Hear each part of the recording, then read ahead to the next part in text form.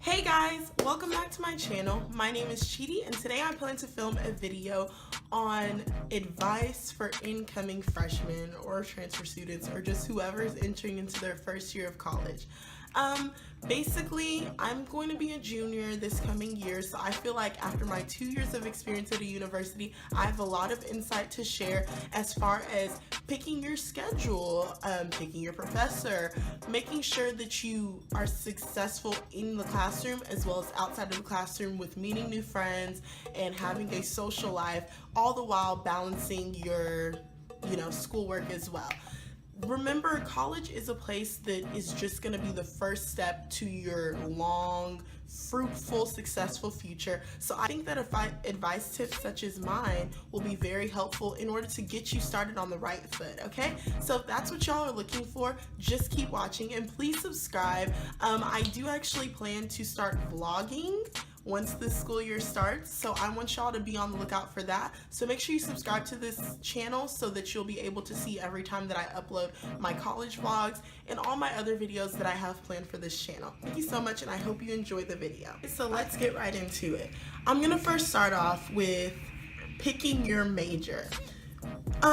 First tip on picking your major, make sure that you pick a major that fits your personality, because you do have to do this.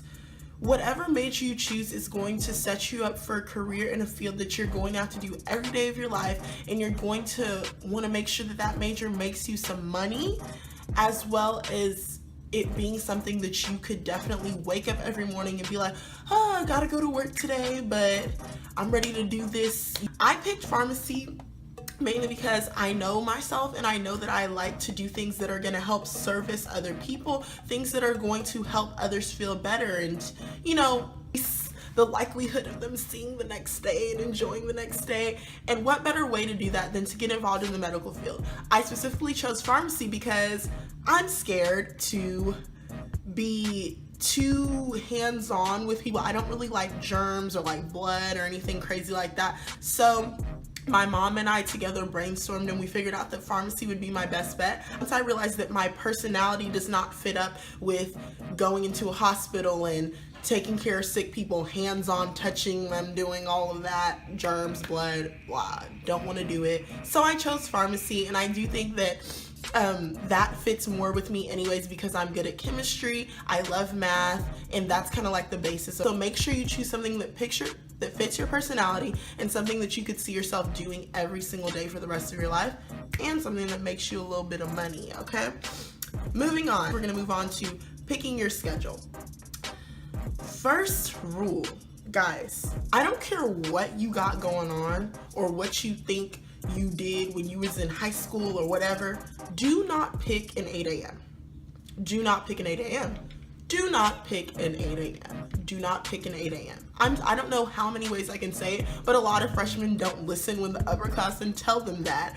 Do not pick an 8 a.m. no matter what time your high school started or what time you had to be at volleyball practice back in high school. No.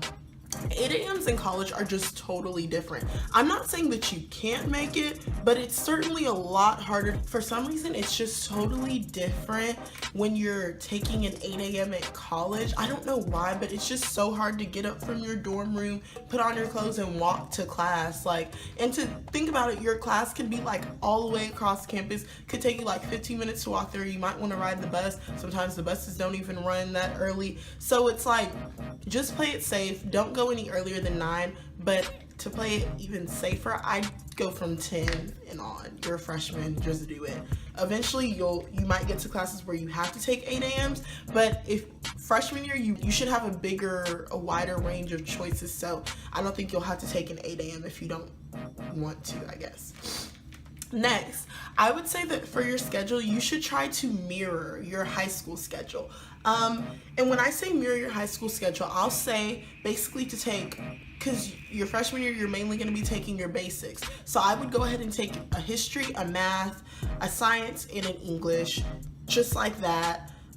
History, math, a science, and English, and an elective, just to round it out to about 5 classes and about 15 hours that's going towards your degree plan. I just think it's better because then as you transition, you'll eventually get into the swing of things. Once you get more into your major, taking more like major specific classes and higher level classes, it'll just kind of come naturally to you and you won't struggle as much. Also, try to pay attention to your degree plan. If you're wondering what a degree plan is, it's basically like your major should have an online or like a catalog version of all the classes listed out that you're going to need to graduate and the number of hours you're going to need to graduate. This can also be attained by meeting with your advisor or whatever you got to do.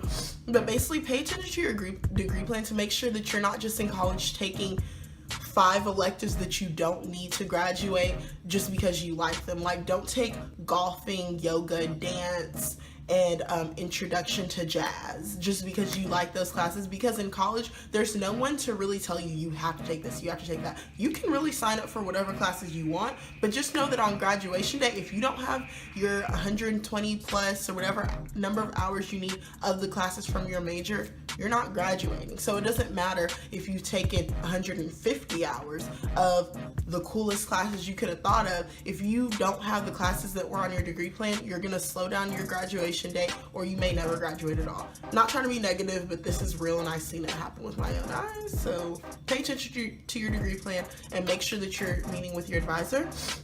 Lastly, when picking your schedule, utilize ratemyprofessor.com. If you don't know what that is, it's basically where as you're picking your schedule, you can compare different professors at your university by typing in their name, and then their name will pop up with a rating, and then comments underneath from past students that tell you the grade they got in the class, how the teacher was. Most of the students do go very into depth so that you know exactly what to expect from these professors. So Rate My Professor is very, very useful, and it even has a little meter on there to tell you how hot your professor is. So if you are a visual learner and you like to have a little bit of eye candy, then that might help you a little bit too. But it also helps when you're trying to pick between which professor to take, because I mean, you could get on there and Professor Williams has 3.8 and then Dr. Smith has a 3.2. You're like, those are very close ratings, but then you can go underneath and see like whether you need a book. That's always something to take into consideration. How many tests there are, whether the teacher is a hard grader. Those are really important things. Don't just pick a class just because it's the time that's convenient for you. Make sure you're picking a professor that's going to help you. You know what I'm saying? That's going to be conducive to your learning experience. Now we're going to talk about living in dorms. Now, I'm going to honestly tell you that living in dorms was one of the best experiences of my life. When I first got to college, for some reason I thought you live in dorms the whole time you're in college, but you don't. I mean, some people do, of course, but at my college, you're kind of more encouraged to get off of campus so they can bring in new freshmen and give them somewhere to live. So we go to apartments after our freshman year. But the dorm experience is a very good experience. If you have the opportunity to live in dorms, I recommend you do. Don't be that one kid that's like, I came in with 75 credits. I'm living in an apartment. Like, why do that? Just live in a dorm. You get to meet so many people that you might have never met otherwise. And you also just get to have that dorm experience. And it makes you better appreciate your apartment once you move into there. So anyways, living in dorms, you need to make sure, because you are going to get a roommate more than likely, or roommates. In my situation, I had 2 roommates. Make sure that you are friendly to your roommate. There is no reason to not be friendly. Y'all are both new. Y'all are both coming into college. Even if you're not both new, it's just like y'all are meeting each other for the first time. Just be nice to people that you meet for the first time. Make sure that if you have any special quirks that you dislike, or like certain things that bother you or whatever, make sure you make that known from the beginning. And also make sure that you're clean, okay? Cleanliness is very important. You would never want to be that roommate that someone's like, oh, my room is so dirty, her side of the room stinks, it's stinking up the whole room. That's the most annoying thing in the world, because trust me, a certain roommate of mine never washed her sheets. I mean, she didn't sleep there a lot, but wash your sheets, you know what I'm saying? That her bed started smelling, let's just put it that way. But anyways, just make sure you do that. Also, utilize your RAs. Your RAs are your residence assistants. They're going to be students who have lived in the dorms before, and they're older than you, of course. They're going to be, there's one per each floor or like section, because we had 2 on our floor but only 1 was ours, so it was like our half of the floor. So anyways, utilize those RAs. They're there to be confidants. They're there to help you with roommate disagreements, and they're just there to help guide you in the right direction. If you have any questions, make sure you ask your RAs. Make sure you utilize them. They're there for a reason. Although some of these RAs be trying to skip out on their responsibilities, you knock there on a Saturday night when they're on call, they at the club, okay? So if you need that help, go ahead and, utilize those RAs. Next, utilize your study areas. Most dorms are going to have a study room like downstairs or whatever, so you have no reason to say you can't study. You can't say, oh, my roommate was being so loud or the library's packed. Go to your study areas. A lot of people don't go in there, so anytime you want to meet with a group or you just need to get some studying done, go to the study rooms. They make them very comfortable, like a comfortable spot where you can just feel like you're at home and you'll be able to get all your studying done in one go, hopefully. So utilize those study areas. They're very helpful in making sure that you have no excuse not to do well your freshman year. Next, we're going to move on to overall being a student.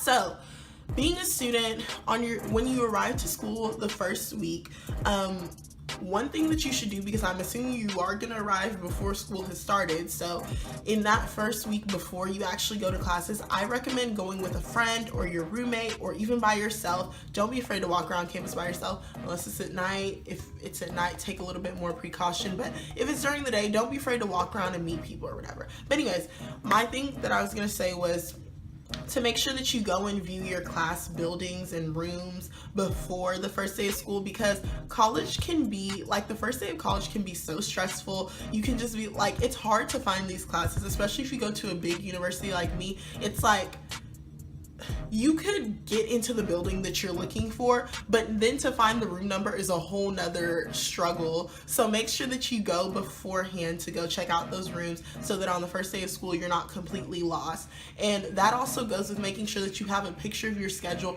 in numerous places. Have it in your binder, have it in your backpack, have it on your phone, have it in your pocket. Just have your schedule on you so you never lose track of where you're headed to next, because college, it's very easy to lose track of time and to just be in your student union building just relaxing, eating, before you know you have an 11:30 class. Okay, so do that.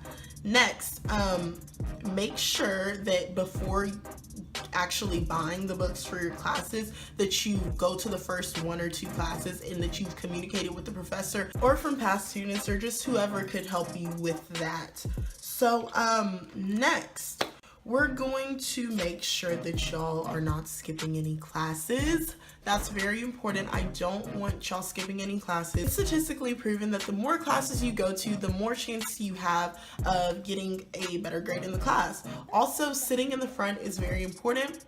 Every class that you go to, get your seat in the front and mark that as your own seat, bro, because people will try to take your seats, but you gotta make it known that you're not playing games, okay? No, it's not assigned seats, but this is my seat and I'm trying to make it A. So there's a difference between students who sit in the front and go to every class, and then students who sit in the back and only go to half of the classes, okay? Now, mind you, in college, there's no one there to tell you, you have to go to class. No parents, no teachers are going to force you. These professors don't care. They're gonna make their check either way, so don't be that guy. Now, some teachers do offer, extra credit, or it can be, integrated into your grades somehow, but generally it's not going to be like that, so don't be expecting that. Just try to make it to every class. That's why you're here. Don't forget it, okay?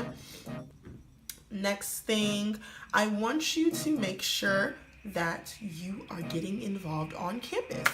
Joining organizations and things of that sort are all very important, and those are things that you need to keep in mind, because once you join an organization, you are now exposed to more people than you would have otherwise been exposed to. You're getting to meet people that are just like you, people that are different than you, people that have similar interests as you, people that have dissimilar interests as you. So I would say that joining an organization is the best thing that you can do. My school in particular has a website that you can go on to, and you can find every single organization, every single registered organization at our school, and you can just go through there and pick out an organization that you like. If you see one that you're interested in, you can look up their information and see when their next like interest meeting is, or just whenever they're having their next meeting and where, and you can either go by yourself or you can go with your roommate or your friend, and y'all can scope out the scene and see if it's the kind of organization you want to be a part of. That brings me to stepping out of your comfort zone.